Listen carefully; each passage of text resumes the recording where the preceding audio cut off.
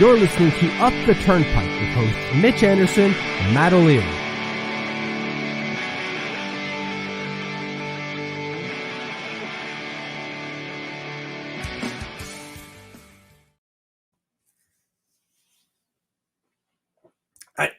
That's how I want to start the show. Rubbing my face, wondering what the hell just happened. And I'm sure I'm not the only one. Just looking at the first few comments, I know I'm not the only one. Welcome to Up the Turnpike, where we're going to break down this most recent game by these New York Islanders, a game that did not go well at all. Again, really. It's just another day, another game where it's the same thing, it seems. And it's really hard to stay positive, which is what I like to do. Sorry if I'm looking elsewhere. I'm just trying to get the tweet out to have more people follow us, basically. It's really hard to stay positive. Be like, well, at least they're doing, they're playing well. At least the XG. But like, it's really hard to do that when this is the product. I just, like we're seeing here from Andre, this franchise is a joke. Ownership is a joke. The season's going to get ugly very soon if major changes are not made.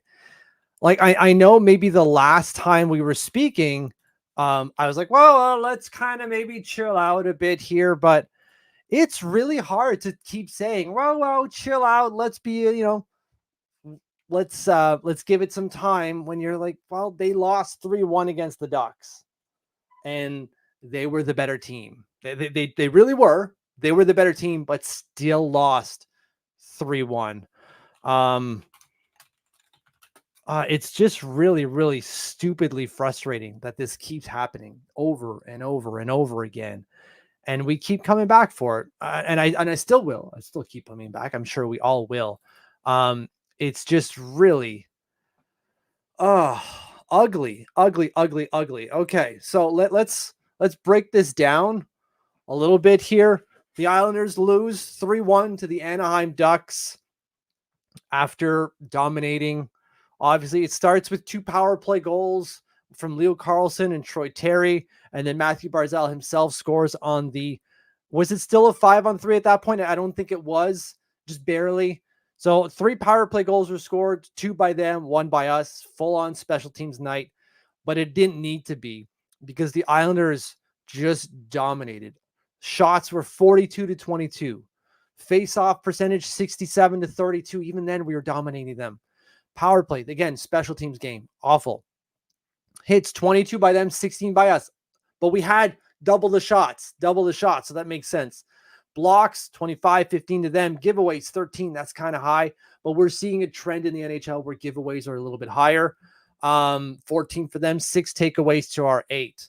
And even, I believe, the underlying numbers are wildly in our favor tonight in this game. Sorry if I haven't got to more of your comments. I definitely will get to them. I'm just trying to process the basics of the game before we get into breaking down a little bit more here. If I share this tab instead, which is looking at the underlying numbers, and again, I'm not making excuses here. I'm just trying to show the disparity of what actually happened on the score and what happened underlying. The Islanders, 62% of Corsi. The Islanders had 72% of the high danger, 66% of the expected goals. That's at 5-on-5, where most of the game was played. This was one-way traffic. It was one way. Even the graph, look at the graph all the way up. Expected goals, 2.69. We should have scored 3. They should have scored 2. Not even 1.38. Rounded up is still not even 2. And my God, we still lose. I'm not showing these numbers to say, like, if it's okay, everything's going to be hunky-dory. I still think it will. But as I started off the show, it's really friggin' hard to keep that line when you have a performance like this. It's really hard. Like, Anthony Duclair should not be as important as he is to this lineup, but it's clear that he is. They cannot keep rolling Simon Holmstrom out on that top line. He doesn't fit. This loss isn't on him by any means. I'm just at this point venting with you. Pierre Engvall does not belong in the NHL. Like, I understand that maybe some of the penalties he took were soft, but he still put himself in a position where that was a penalty, where it was called a penalty, and you can't have that happen, man. You just can't have that happen when you're trying to show the coach that you belong in the NHL. It's absolute banana lands. Let's get to some comments before I just ramble a little bit more. Eth Skin says, team looked like they had absolutely no gusto. 42 shots on goal and only one hits the back of the net. Come on. Yeah. Even Butchie, I think at one point was saying they just look a little bit slower. Like the second man in the attack just looked a little bit slower. And so they weren't able to develop any sort of continuity once they got into the zone.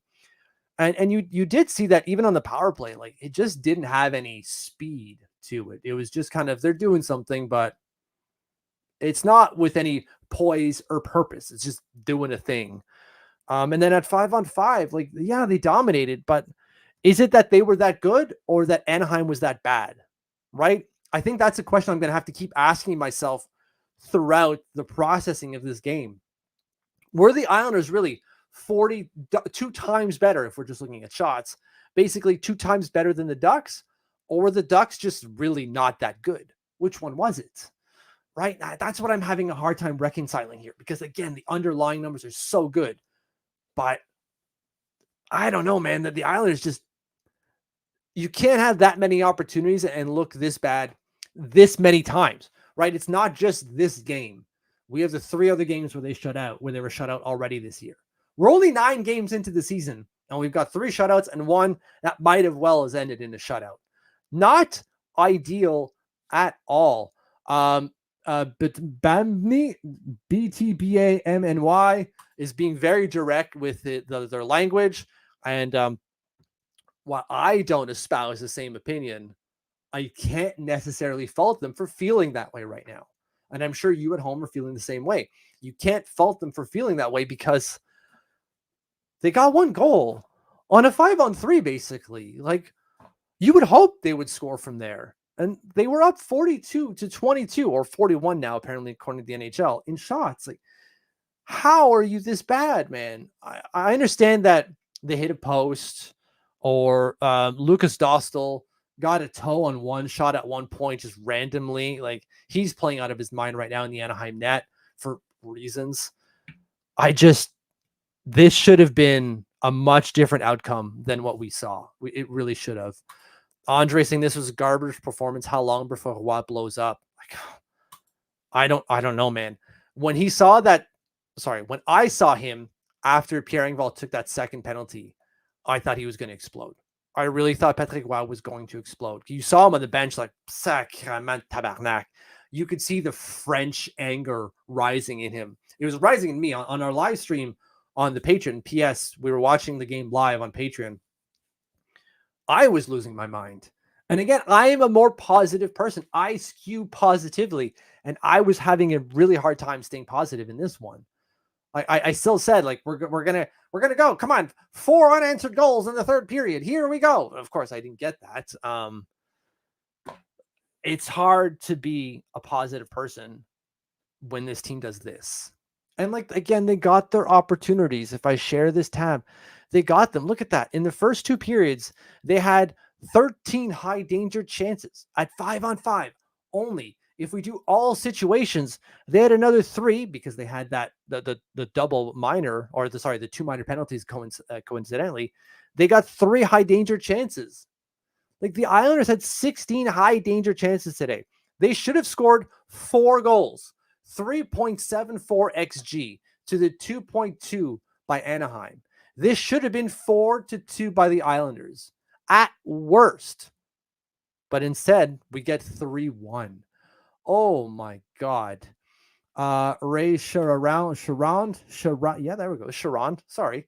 I'd rather stick my head in a solo stove than watch these skating back ends. I didn't want to say the word. I don't know why. It's not a swear word, but anyways, anuses.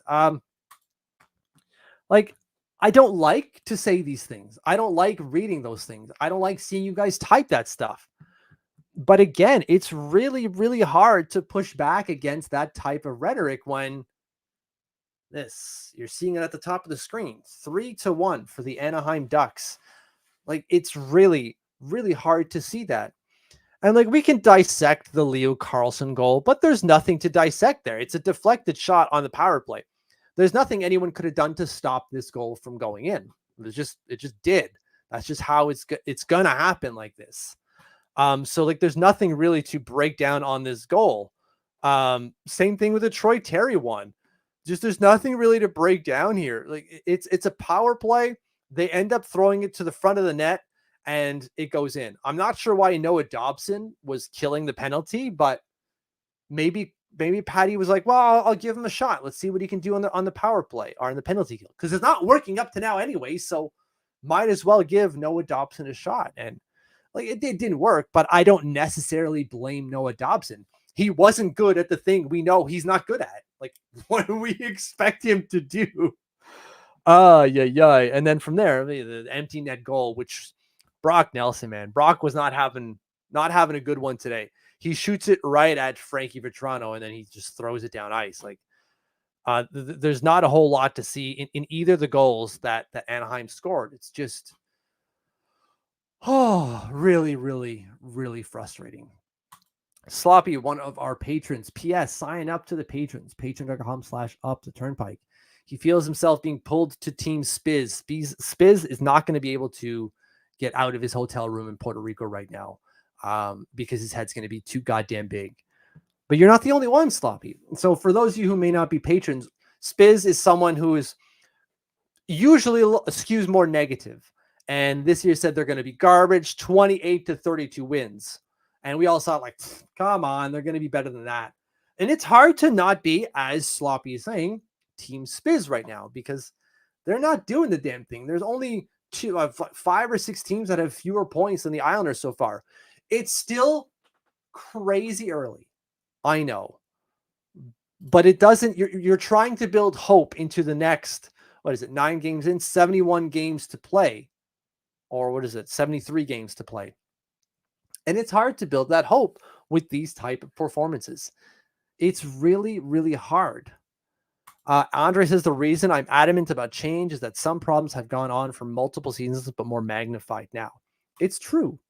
It's true. And again, I used to fight against some of these comments, but it's really, really hard. I'm having a hard time doing so because my "don't worry, it'll be fine" can only go so far. It can only go so far. It's only so many times they can say, yeah, but they won the XG battle. I don't give a shit, Mitch. They're not scoring.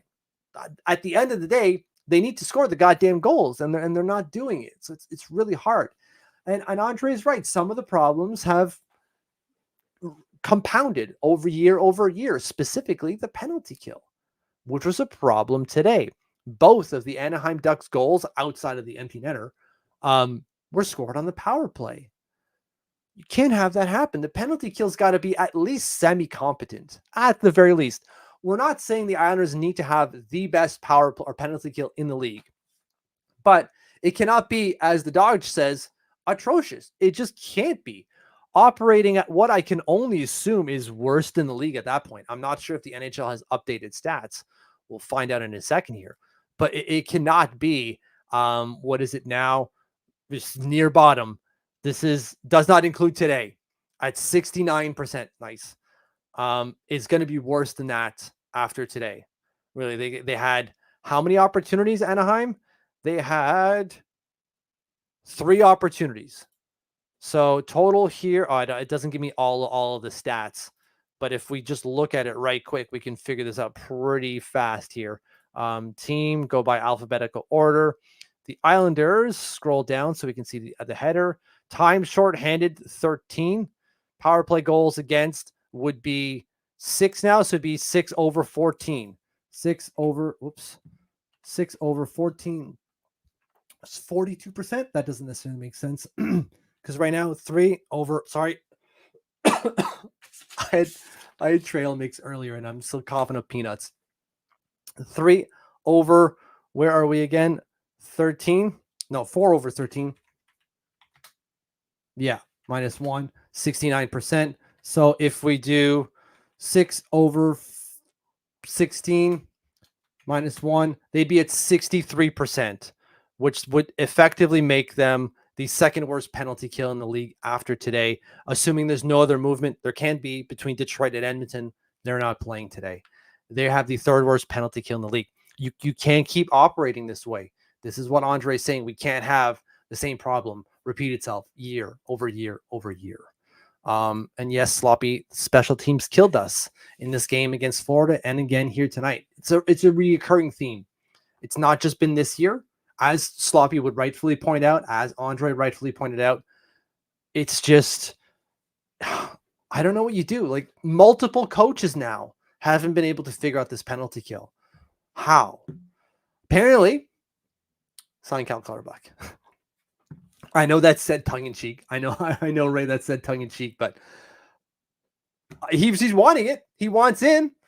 Why not? I guess. We still can't figure out the fourth line. Not that we should be losing these games because of the fourth line. We're not losing these games because of the fourth line. We're just not winning them either. It's just so frustrating. I know I haven't spent a lot of time breaking down the game, but like, what do you want to break down, right? Like, they scored one friggin' goal on the power play when they had a 2-man advantage for a minute and a half. They should have friggin' scored a goal. They should have. They should have probably had 2. They didn't, which is the problem. Honestly, BTBMNY. What does that stand for? Please tell me what that stands for. Obviously, NYI stands for the New York Islanders. But anyways, honestly, though, I'm coming to grips with the fact that I will die without seeing the Islanders win a cup. This team is terrible, and half these guys are on very long-term contracts. That's true. The team is on very long-term contracts. I hope you're not at the end of life already, because there's still lots of time for this team to, maybe not this year, maybe not next year, but over the next few years to ideally compete for a championship. I refuse to believe that the closest we're going to get in our lifetime is the run with Leo Komarov on the top line. As magnificent as it was, I refuse to believe that's as close as we're going to get in our lifetime. It's possible, especially if the NHL just keeps adding teams to the league. It's going to be a lot harder, but we need to do something. Not right now. I'm not hitting a panic button myself, but I know some of you are.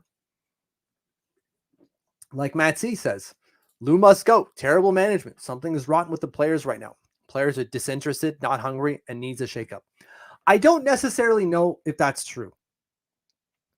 Again, this kind of comes back to what I'd said earlier, were the Islanders that good or were the Ducks that bad? But the Islanders still managed 41 shots on net. They still carved out, if I can switch this tab here, 3.74 expected goals. They still carved out 16 high danger chances. They had 90 shot attempts in the game to the 51 by the Ducks. Like, on paper, they played a really good game, which shows that they were interested and hungry. But there's something about what this team does that can't, for some goddamn reason, turn all of those chances into actual goals. Because there's only so, like, expected goals in Corsi is only so good up to a certain point.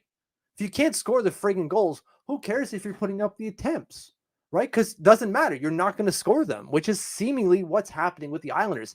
And that's what's so goddamn frustrating. I'm trying to break this stupid Allen key thing that I've got here because it's so frustrating to come like this close to a win and not get it. We were never ahead. We were never in a winning position, but we did everything we should be doing to win and still didn't. How? A shakeup?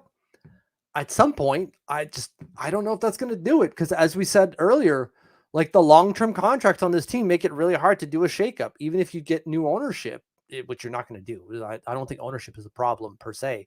Even if you get a new GM, how is he moving Scott Mayfield's deal? How's he moving Pierre Engvall's deal? This is just not going to happen. It's just, I'm not saying that we shouldn't do what Matt is saying here, a shakeup at some point. We're not in a good position to do one, which is maybe kind of the intent of what Lou Lamoriello is doing. Anyways, the arena was so empty tonight. It was laughable. The fact that they're playing a World Series game in New York right now, a lot of people are probably going to stay home. Also, it was the Ducks, who aren't very good, And yes, to a certain degree, the Islanders aren't good either. And so people are probably not staying or not showing up for that as well. There's a certain point there that Andre's making that I have to validate. Steak or Stock? I don't know. Sorry, I don't know how to pronounce your last name. Thoughts on leadership shakeup? Again, Maple Leafs recognized it was time. Maybe it's time for Lee to give up the reins. I don't know if Lee's a problem. He's not the player he used to be. That's for sure. But I don't think Lee was a problem today. If we look at the box score, usually Lee has been pretty good in a more reduced role. He's got 6 shots on net, 1342 worth of ice time. Like, that's not a ton. And I believe he's up there in terms of, well, doesn't he lead the team in goals right now? If we go franchises, New York Islanders. Sorry, I'll flip the screen so you can see what I'm doing here. I'm just looking at our team here. And right, he doesn't lead the team in goals. That's Brock Nelson, Kyle Palmieri, but he's not far off with 3. For a guy who's getting 15 minutes of ice time, that's an acceptable return. And while the assist numbers aren't very high, they never would have been. I don't think Lee's a problem. Is his leadership a problem? Perhaps. But the other guys are right there with him. So who are you going to give it to? Are you going to give it to Bo Horvat? Fine. But is he really going to change things dramatically? I guess it's worth a shot, but I just don't see it changing overnight, specifically when the other guy is going to be there anyways. You can't change the identity or in the culture of the team when the other guy's still there. It's just, I don't know. But if they do it, I'm not going to say boo. I really won't. Back to the Game of Thrones with Sandor Clegane. I saved a bunch of money not paying to watch this team. We had in our Discord, our buddy Adam goes to the games. He's a season ticket holder. And he as well was chiming in during the period saying, like, most of the people here are like, why did we pay to come see this? Because it's just not entertaining. It's not good. We can't keep doing this. Yeah, there's something to that where you shouldn't be paying to go see a bad team. You shouldn't. But people are doing it, man. I don't necessarily blame you if you're going, but I wouldn't blame you if you're not going. Let me join us to chat Isles 3. I'm just doing a tweet here. Loss to Ducks. I realized that I misspelled something in the original tweet, so I want to fix that out. To the Ducks. Perfect. Post. All right. So Sandor saved a bunch of money. Spiz out in Puerto Rico. I want this team to be good specifically for me because he knows I'm ever the hopeful. Unfortunately, they're not, but you sir are a gem. There's your positive for Ian. Thank you, Spiz, for being positive. I got him, guys. We did it. Roll the banner. We got Spiz to be positive. John Swag. Why do we do this to ourselves? Ducks are a sad loss. It's something about the culture. We just can't score. Sorokin is awesome. Yes, Sorokin is awesome. Sorokin today had a 905 save percentage, which is not good. And it's not his fault. That is not his fault. It's just he can only face so many shots because the other team just wasn't taking them. And the 2 that he gave up are on the penalty kill. One was a deflected shot right in front of him, and the other one was another on the power play right across the crease. There's not much he can do about that. He made a number of good saves today, kept the Islanders in the game, which not even in the game, but kept the score close. So yes, John, I agree. Sorokin is awesome, but like there's something off with the culture right now because it's just not working. Michael, at what point do the owners do something and fire Lou? His decisions have destroyed our chances for another season. So this is where I'm going to push back. Destroyed our chances for another season. We're only 9 games in. It's not looking good, not going to lie. But we still have lots of time to get through this, to get something going. How? I don't friggin' know. Like other people have said, something is rotten in the state of the Isles, for sure.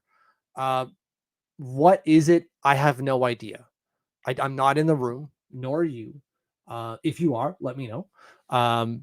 But something is rotten in the state of the New York Islanders right now. And it could be fixed, I'm sure. It's just finding that problem and tweaking it. And that's what they're paying Lou and Patrick Roy, as well as the staff, to fix.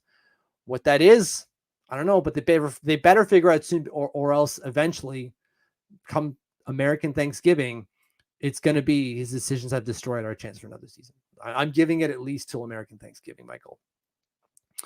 Andre, Mitch, I can't, please, no Mish, put a T in there, please. I know my name is Michelle, and there's no T in my name, but either call me Michelle or Mitch. I'm not mad. Just please no Mish. I don't know why, but it drives me nuts when people call me Mish. Anyways, I can't believe ownership is going to sit all season and watch this crappy product. Yeah, well, they're paying for it. What are they going to do?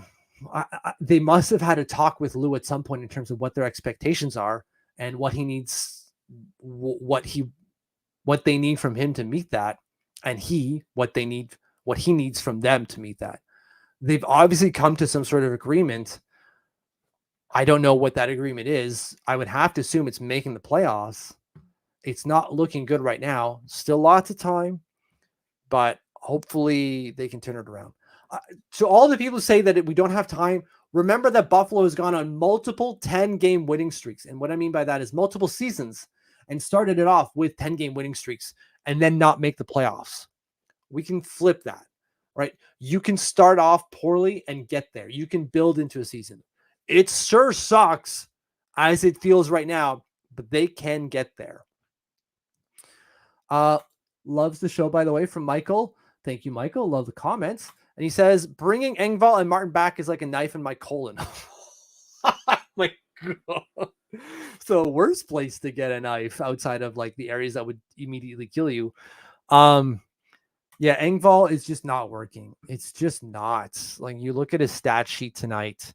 How much time did he get? Pierre Engvall, 10 minutes and 16 seconds. He had 4 penalty minutes, 1 shot on net. Like, it's just not good at all from Pierre Engvall. When you look at his time on ice, because I don't have the shift chart there. If you scroll down just to see Pierre Engvall, look at that. Look at the 13 shifts that Pierre Engvall took. He takes the one. This is where he takes the second penalty that cost the Islanders a goal. He doesn't see the ice for another 12 minutes. Another 12 minutes. He sits. Oh, you're not even seeing the right thing. Sorry. Share this tab. Sorry. I'm looking at Pierre Engvall's time here. I keep forgetting that I'm not sharing a screen or a window. I'm sharing tabs. Anyways, he doesn't see the ice for 12 and a half minutes after he allows that second goal to go in. And by I say he allows because of his penalty. Calling him back up was not a good move by the Islanders. It's just not working out. Martin was a scratch, so I can't really crap on him. And he's been fine. We shouldn't have to be signing Matt Martin to single-year deals. We shouldn't. We should have our depth sorted out at this point. Orbican, out of the 16 oldest teams, the Kraken, Wild, and Isles are the only ones who are neither competing for a cup nor have won one in the last 15 years. Ouch. Because that's a lot of teams, right? The top 16, that's half the league. Only 3 of them are neither competing nor won one. I'd like to know what your definition for competing for a cup is. I would argue that Washington isn't necessarily competing for a cup, although they're doing well. But it does feel like we're in the mushy middle. It does. It's still early, but it's hard not to feel like we're not in the mushy middle right now. I totally get it. Timmy J, this team couldn't score on beer league goalies. I mean, it's hard to push back against that.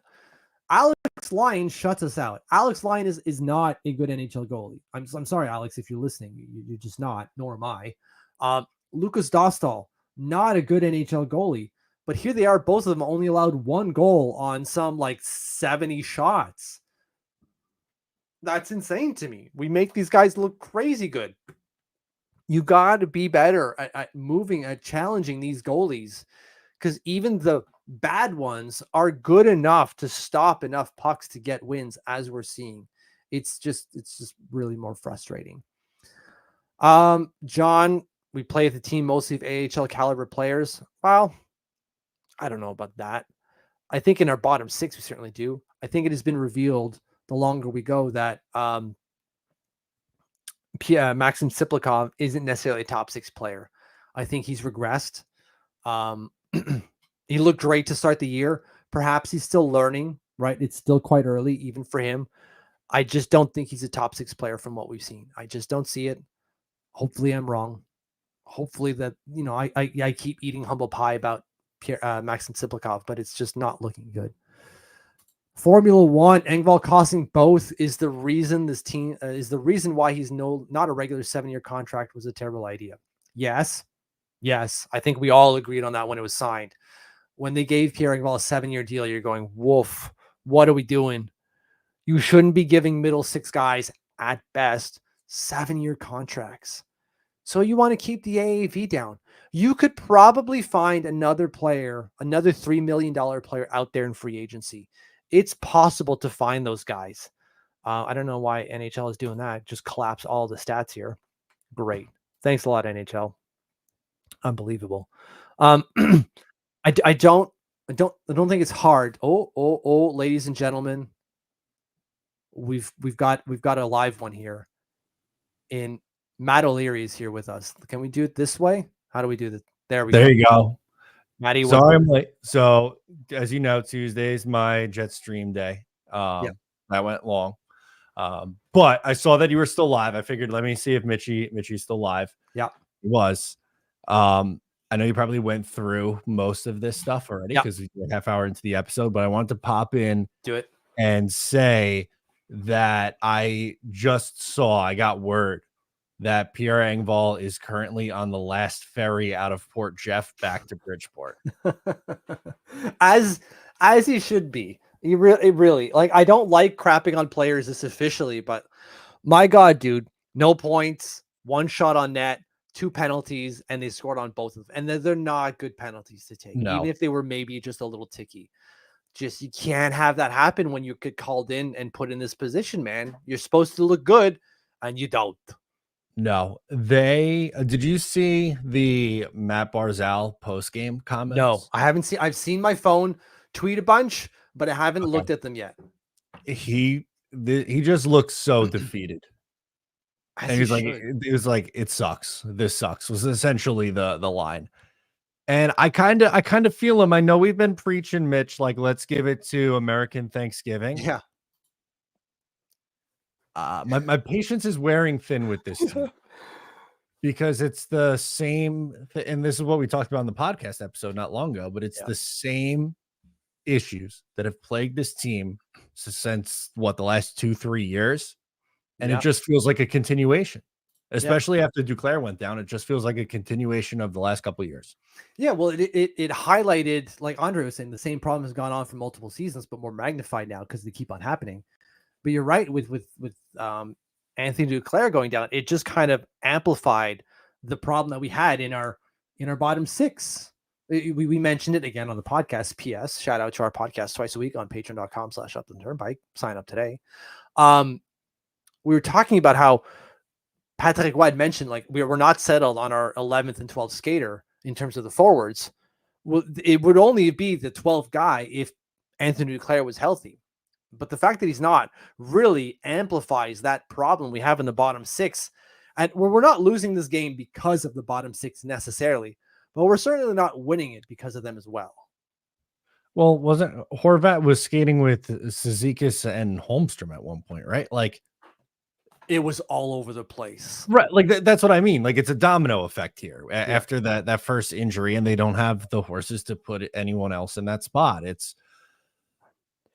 I'm not in a great headspace with this team, Mitch. I'm going to be completely honest with you. There are 9 different line combinations with at least, at this point, 13 seconds worth of ice time at 5-on-5 today.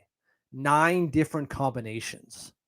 He tried everyone all over, like Pierre Engvall, Kyle McLean, and Simon Holmstrom at one point were aligned. Like, it's just all over the place. It's just random bullshit at this point. Just go. Yeah, I'm not feeling too hot. And it's a back-to-back. They play tomorrow. It's against Columbus, but like, no, I don't know. Yeah. They just destroyed Edmonton 6-1.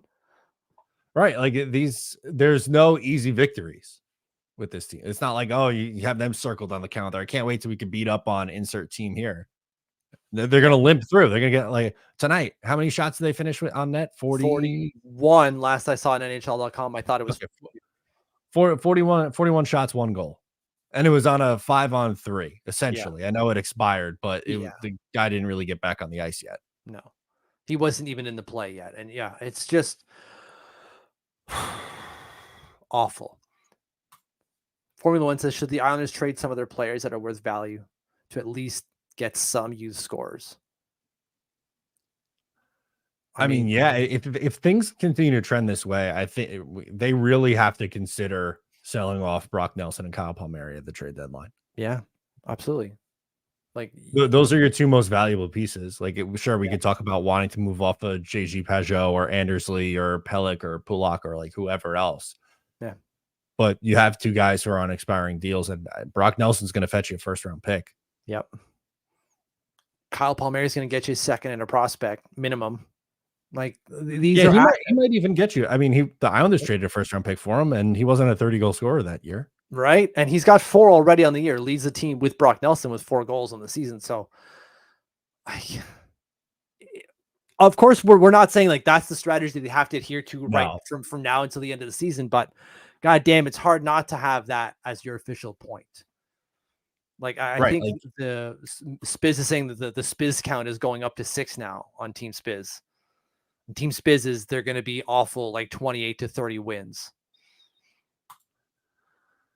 It's growing, and it's hard to compete against it, man. It's hard to pull people to the positive side because what are you going to do? The expected goals were great. Who the frick cares? Yeah, I don't want to hear about it. And we said that, a week ago, 2 weeks ago with this team. They've been shut out 3 times in 9 games. They had another game where they had tonight. You had 40 shots on net and score 1 goal, and it was on a 5-on-3. Your special teams aren't good. Still, the power play is not good enough yet. Penalty kill is not good enough yet. Yeah. I don't know. Michael Kuzia Carmel, the patron, potential rebuild strategy. Do you look to move a piece sooner rather than later and then package part of the return to unload a bad contract closer to the deadline? I mean, that sounds like a loose special, doesn't it? That's an exciting move to think about it that way. Yeah. I just don't know if teams are ready to start wheeling and dealing this early. It's too early. It's too early. Again, like we're only 9 games in. This could all turn around. Again, Buffalo has gone on 10-game win streaks before and then missed the playoffs. It's possible that everything goes better. We need to see that happen now. Like, yeah, they got a game against Columbus tomorrow, but like Columbus beat Colorado, they beat Toronto, and they beat Edmonton. And they scored 6 goals, I believe, in all 3 games. We don't score 6 goals. We did it once, and that was it. And it was in Colorado, and they're missing half their team. This team doesn't score goals. They're pretty good defensively, but not on the penalty kill. No. It feels like they're just like struggling to tread water. Like they're treading water, but like they're dipping under a few times. It's not like an easy tread here. Absolutely. So, bad one tonight again for like the 4th time in like 5 games. It really sucks. I'm really tired of this.